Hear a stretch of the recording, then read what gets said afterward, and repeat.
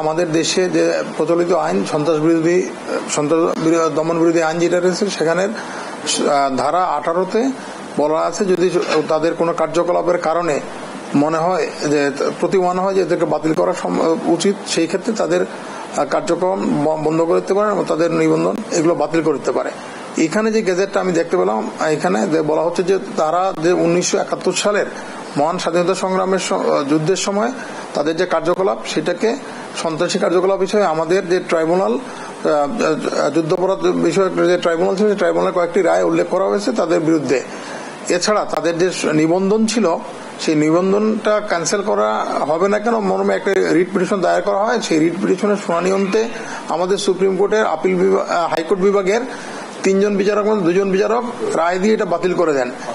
এবং এই যে রায় দিয়ে যে বাতিল করেন সেইখানে কিন্তু তারা অনেকগুলো বিষয় ব্যাখ্যা করেছেন, কেন বাতিল করা হয়েছে সেটা বলা হয়েছে। তার বিরুদ্ধে তারা আপিল বিভাগে গিয়েছিলেন, তাদের সেই আপিলটাও কিন্তু সিপিটা খারিজ হয়ে গিয়েছে।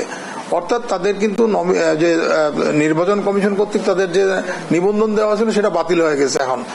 আর এছাড়া যে কোটা বিরোধী যে ছাত্র আন্দোলন সেখানে তাদের যে ভূমিকার কথা যেখানে লেখা হয়েছে যে তারা সরাসরি এবং বিভিন্ন ধরনের উস্কানি দিয়ে এখানে তারা অংশগ্রহণ করেছে এবং যার মাধ্যমে দেশের একটা শান্তি শৃঙ্খলা বিঘ্ন করার প্রচেষ্টা তারা নিয়েছে এবং তারা এখানে সরকার এটা সম্বন্ধে নিশ্চিত হয়ে প্রমাণ পেয়ে সরকার তখন তার যে আইনে যে প্রদত্ত ক্ষমতা সেই প্রদত্ত ক্ষমতা বলে তারা এটাকে বিবেচনায় নিয়েছেন। বিবেচনায় নিয়ে তাদের সামগ্রিক কার্যকলাপটা 1971 মহান স্বাধীনতা যুদ্ধ থেকে তাদের নির্বাচন কমিশন কর্তৃক তাদের যে ইয়েটা দিয়ে হয়েছিল, নির্বাচনের যে তাদের দল হিসেবে নিবন্ধন দিয়ে হয়েছিল সেই দলটি ক্যান্সেল করার সংক্রান্ত হাইকোর্টের রায় এবং তাদের বর্তমান কার্যকলাপ সবকিছু বিবেচনায় নিয়ে এইটা করা হয়েছে। এই আদেশটা জারি করা হয়েছে এবং সেই আদেশটা জারি করার যে বিধান আছে সেই বিধানটা পরিপালন করে গেজেট নোটিফিকেশনের মাধ্যমে জারি করা হয়েছে।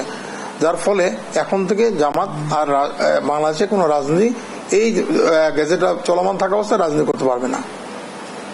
আপনি কি মনে করছেন যে এই সময় যদি তারা কোনো জায়গা থেকে আন্ডারগ্রাউন্ডে থেকে কোনো ধরনের বিচ্ছিন্ন ঘটনার সৃষ্টি করে সেই ক্ষেত্রে দেখেন যদি তারা এরপরে কাজ করে তো আইন অনুযায়ী তাদের বিরুদ্ধে ব্যবস্থা নেওয়া হবে।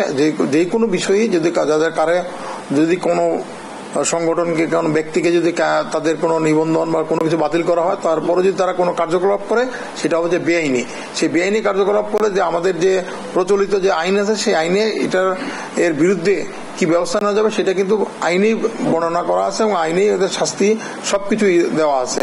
সেই ক্ষেত্রে কেউ যদি কোনো অন্যায়ভাবে কোনো কাজ করতে চায়, কোনো যে বেআইনি কাজ করতে চায় তার বিরুদ্ধে যথাযথ আইনানুগ ব্যবস্থা নেওয়া যাবে।